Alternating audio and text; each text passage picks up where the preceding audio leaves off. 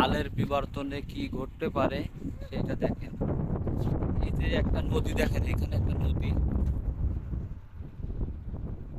দেখতে পাচ্ছেন, ওই যে গেট, ওইখানে গেট আছে। আর এই যে দেখেন, একদম শুকায় চৌচির হয়ে গেছে।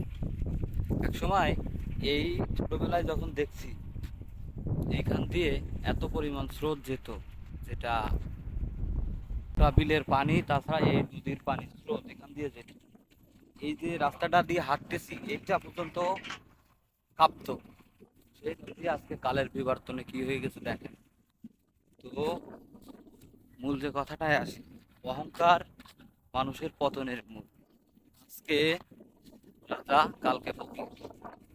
সর্বশেষ একটা জিনিস মাথায় রাখা উচিত, যে ক্ষমতা, অহংকার চিরস্থায়ী না।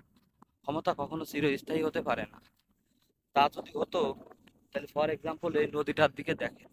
নদীটা আর একসময় ভরা জৈবল ছিল, আজকে সে বিলীন। এখান থেকে পানি যাওয়ারই অবস্থা নেই। এখন প্রচন্ড তাপমাত্রা বাইরে, তারপরেও 42 ডিগ্রি তাপমাত্রা, তারপরেও বাইরে এসে এই জিনিসটা দেখানোর জন্য এইখান দিয়ে হাঁটতেছি। প্লাস এটা বোঝানোর চেষ্টা করতেছি, ক্ষমতা থাকলে সেটা চিরস্থায়ী হয় না। সো মানুষের ভিতরে, যাদের ভিতরে অহংকার আছে, সবাই সেগুলো বাদ দিন।